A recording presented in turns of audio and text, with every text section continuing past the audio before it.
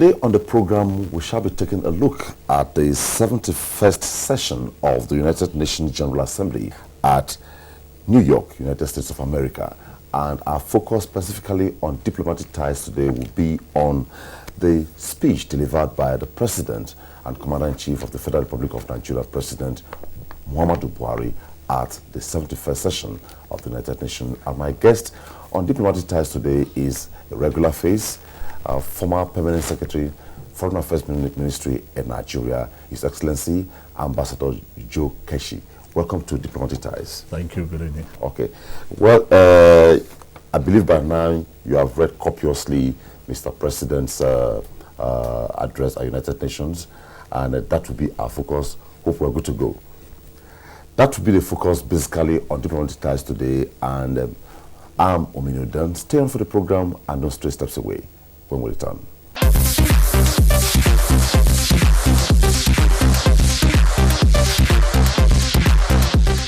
Let us start from the back. One of the concerns Mr. President raised at the United Nations when he addressed the United Nations 71st session was the fact that Africa should be adequately represented on the United Nations Security Council in the permanent member category. So, and this has been on, I believe, almost every African leader, every Nigerian leader has raised this. What is your assessment of that now? Well, it's been a long aspiration to be a member of the Security Council, obviously for so many reasons. A few years ago, it was actually a burning issue, and everybody thought that at that point, this was around the early part of this decade, that the UN will be reformed and the new members of the Security Council will be brought on board. But so many things happened and that did not take place. And today, I'm not too sure whether that is part of the priority of the United Nations. But I think it's good the President raised it.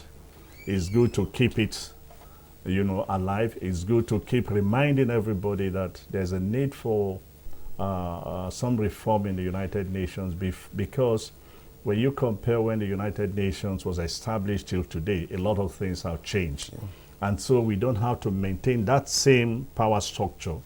It has served the UN well for quite some time, but we need to democratize the system and bring in more players to the Security Council. Okay. The second leg to it is, he said, in this regard, Nigeria stands ready to serve Africa and the world on a reformed Security Council to advance international peace and security.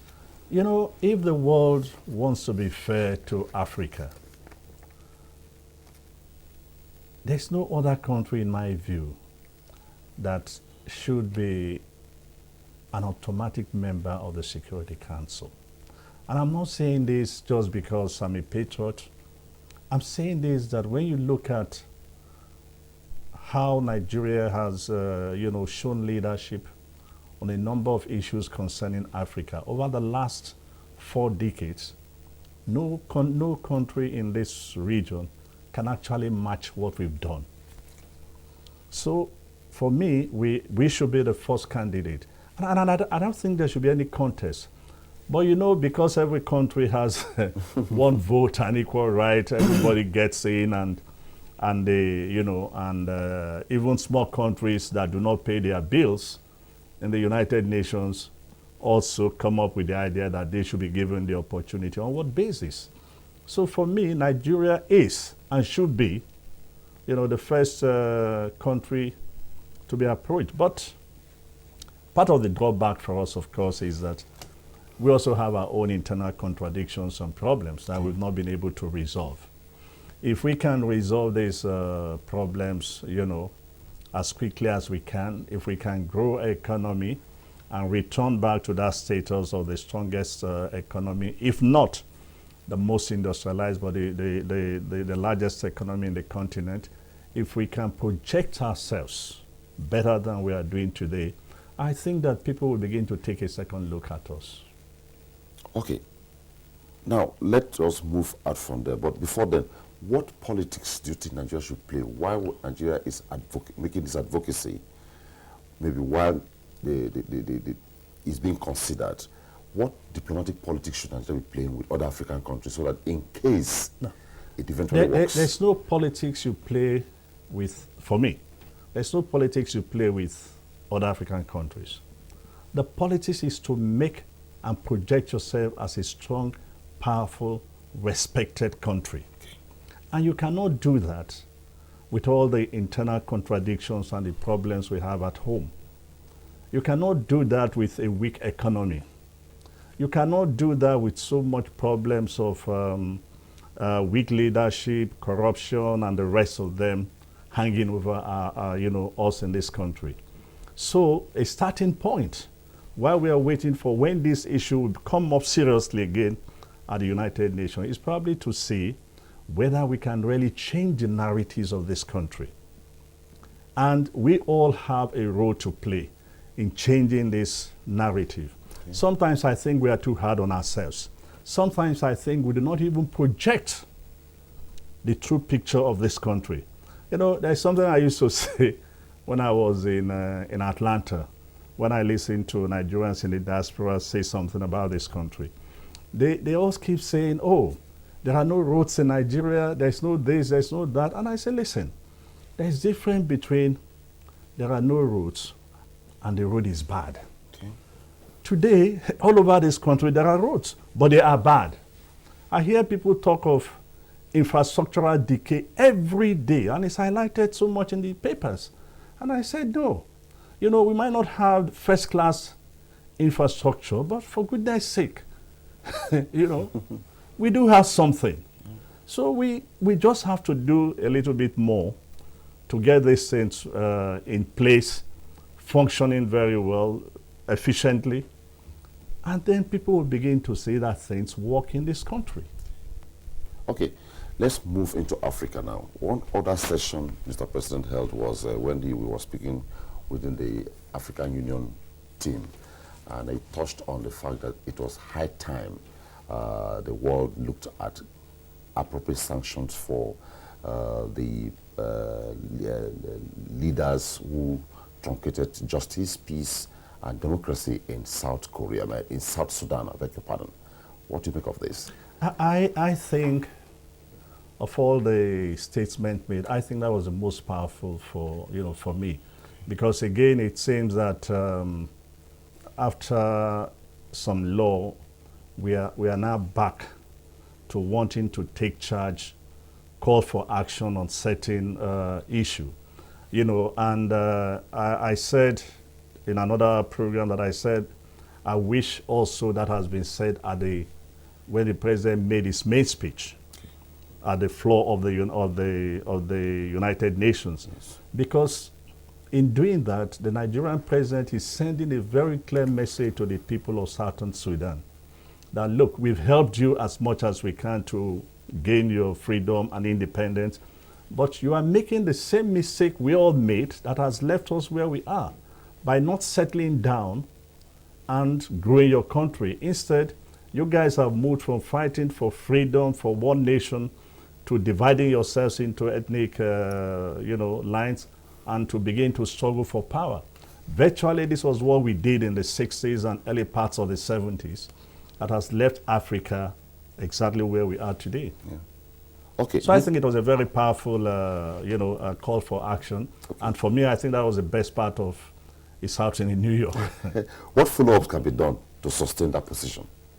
Well, the follow-up, that's why I said I wish it has been made on the floor of the General Assembly. Okay. I think what we need, it has given the Nigerian diplomats something to work on very seriously, is to see how they can make that a global issue, you know, which I think will send a very strong message to the people of, not just to the leadership, but to the people, that time has come for them to settle down and really begin to face the problem of developing their country. Okay, is there anything the African Union can do? No, it's to sustain this? Because this is coming from a Nigerian leader? No. This came from a Nigerian leader. Yes. To the Peace and Security Council of the AU. Yes. Now, what they need to do, because if they decide to impose sanctions, it has to be global for it to be effective. Okay. So what they need to do now is to see whether they can get the backing and the support of the powers that be, because in all these things, we actually need the rest of the world to come on board and to realize that we are prepared to take the front line in ensuring that Southern Sudan works very well for themselves and for the rest of the continent. Okay. If you are from Southern Sudan, for instance, and you take seriously what Mr. President said and the position of the African Union, what advice will you be given? And you are looking towards peace in your country. I'll be saying to the leadership that, look, Nigeria has spoken. They've been our friends. It shows that Nigeria and the rest of the African countries are concerned about the situation in our own country, that we need to begin to really find a way of resolving, our problems, rather than what is going on, the killings, the uprisings against one another. I think, honestly, I just wish that Southern Sudan has imitated the country. If you look at Namibia, which was one of the last countries to gain, independence, yes, I remember, because I was involved, I remember that in all our meetings, 1 year before the independence of, in all our meetings with SWAPO leadership, even where we try to offer advice to them, they kept saying one thing that, continued to ring in my head, to say to us that, look, yeah, we understand what you guys are saying, but what we want to do, we will try to avoid the mistakes you guys have made. okay, In an open meeting, that's the language. Privately, they would actually cite Zambia because they lived in Zambia. And if you look at Namibia today, Namibia is peaceful, it is stable, it is growing. They've had peaceful election from day one. There's been successful transfer of, government from Samun Juma to the other man and to the current, president. That's what Southern Sudan should be doing, not fighting against one another. okay. Let's look at other issues now. We have looked at Nigeria's proposal to be in the permanent membership of a Security Council. We have come down to Mr. President's position on Southern Sudan. Now, the overall theme for the 71st session of the United Nations General Assembly is Sustainable Development Goals, a universal push to transform the world. Is it timely? Very timely, very, very timely. With the benefit of hindsight, when you look at the whole of the MDGs first, you cannot but feel that it was deliberately done to spur third world countries like us into action, to encourage us to scale up, our activities on education, on health, and the rest of it. And that's because we have actually failed to do these things ourselves. So it was as if the global world was saying, look, we need to encourage you guys to actually develop. Maybe if we set a target, you guys will work hard enough to do that. Now, not every country was able to achieve that, that target. We now have the new objectives, the new goals. It's along the same line of trying to say, look, we need to keep what we've achieved before. We need to sustain it beyond where it is for those who met up the target. So what we need to do, the most important thing now is that we need to put all those goals into our national development agenda and to see whether we can really achieve them. Not because the United Nations want them, but because it's in our own best interest to address the issues of poverty, the issues of underdevelopment. Okay, follow up to the Mr. President told the world at UN that within the space his administration has run in Nigeria, over 1 year, heading towards 2 years, so much has been done in the area of security, the area of anti-corruption, and the economy. In as much as, yes, Nigeria is not alone with regards to the economic downturn in the world, it's a global thing. But one other advocacy he made was that Nigeria calls on member states that are yet to sign up to the United Nations Convention Against Corruption to do so, And his position is with regards to loots outside Nigeria, loots from other parts of the world to choice areas. Because if they don't sign this pact and you're asking for this, the repatriation of these loots is a problem. And it says Nigeria will continue to advocate for the facilitation of the recovery of illicit financial assets. So now, what do you make of this? Again, it was timely. Not only timely, but the correct thing to say, to do, the correct thing to demand.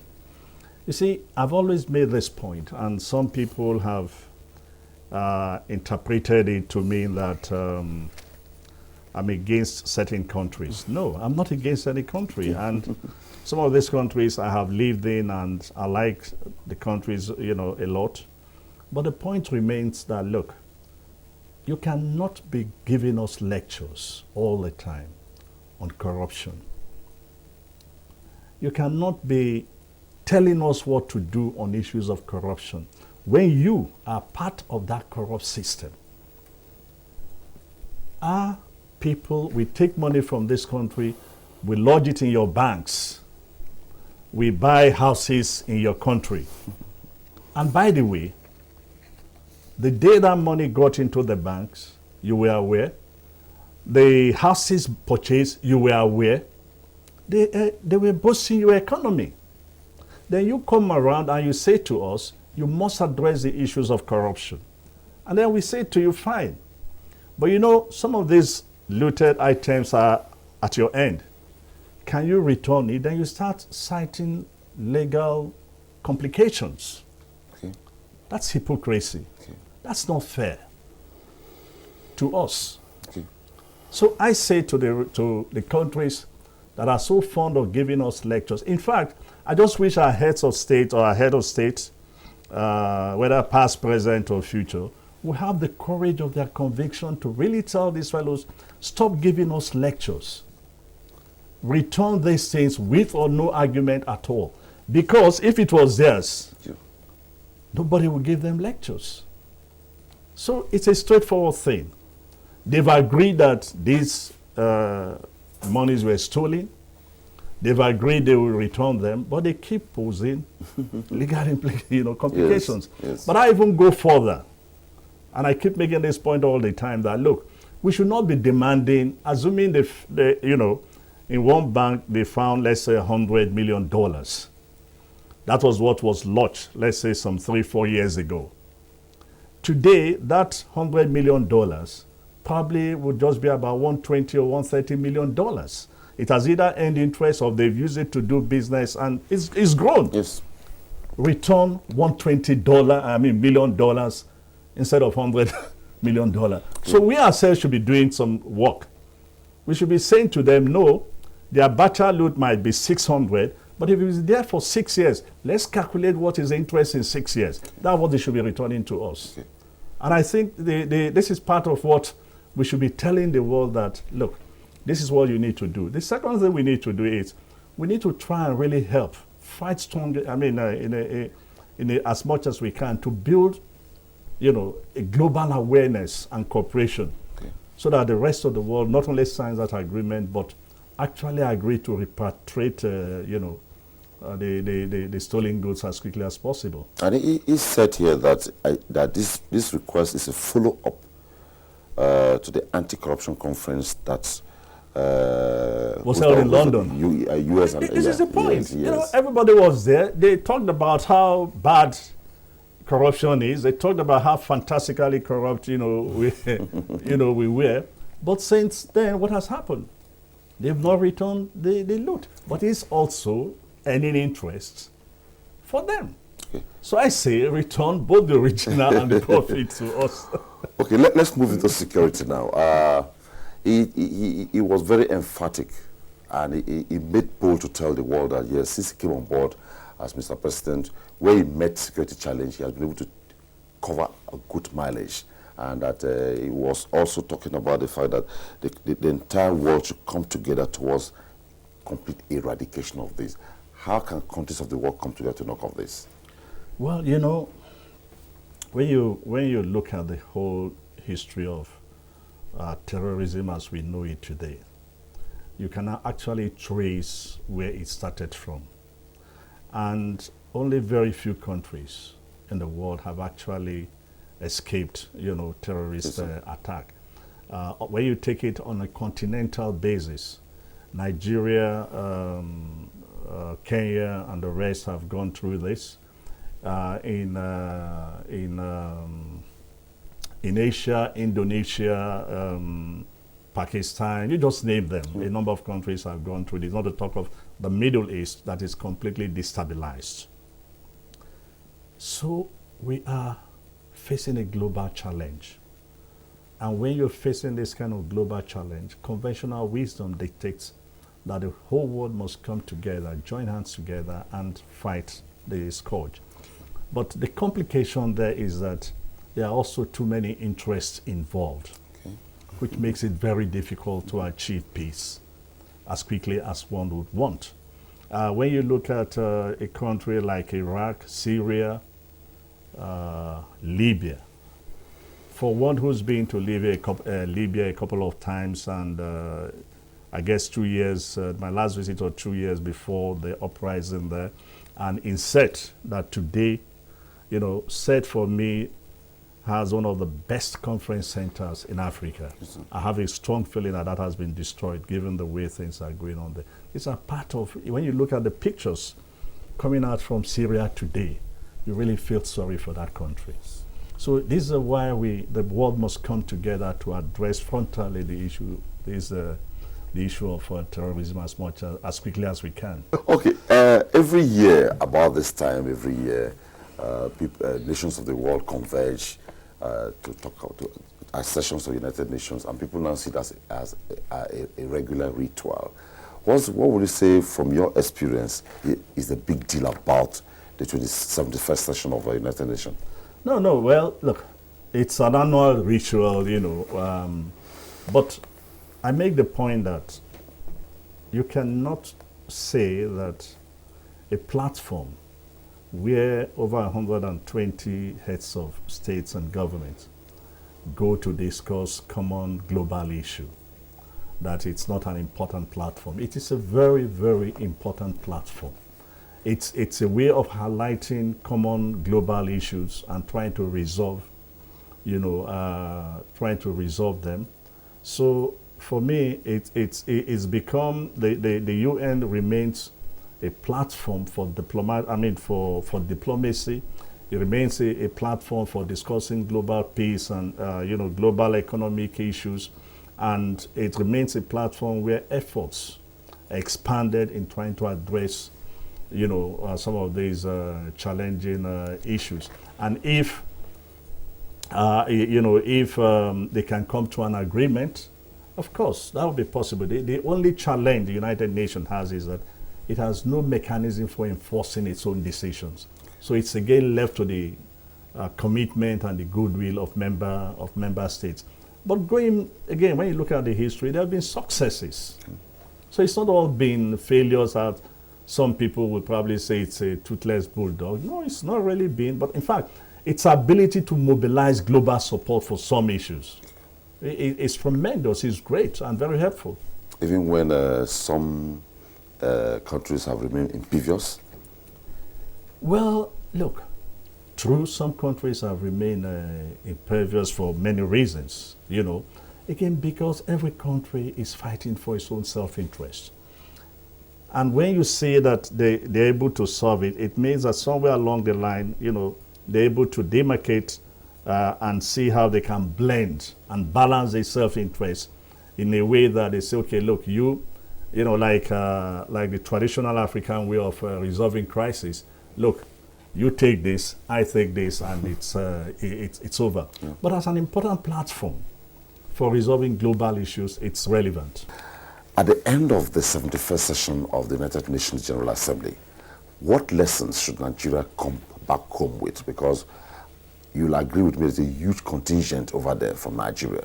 What lessons or what dividends are we expecting? No, it will depend on, what we see now, which is what everybody sees globally, is heads of states giving addresses.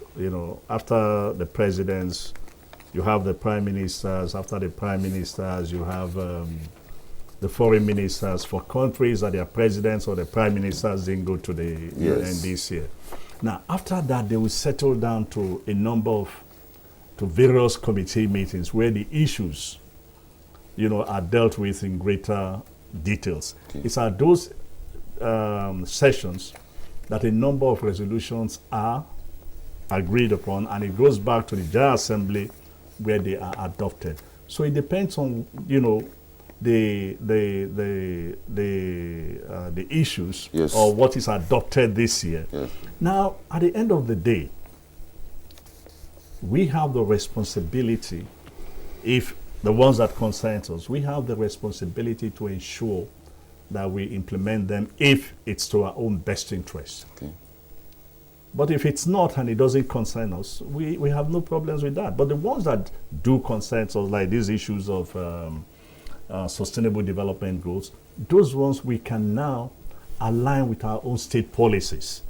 Because look, what exactly are they saying in these sustainable development goals?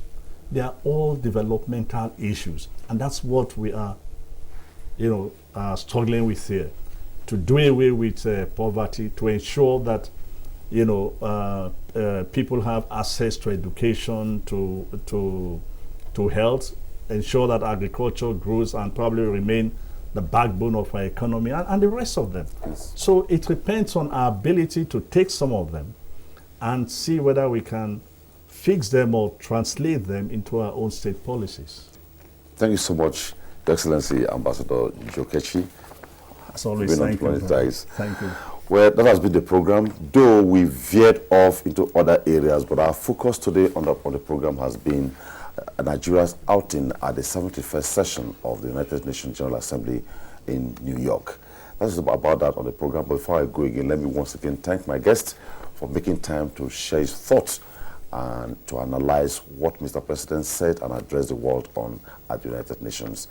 Thanks for being on the program, and on behalf of us, always make time to be guest on Diplomatic Ties. Bye-bye.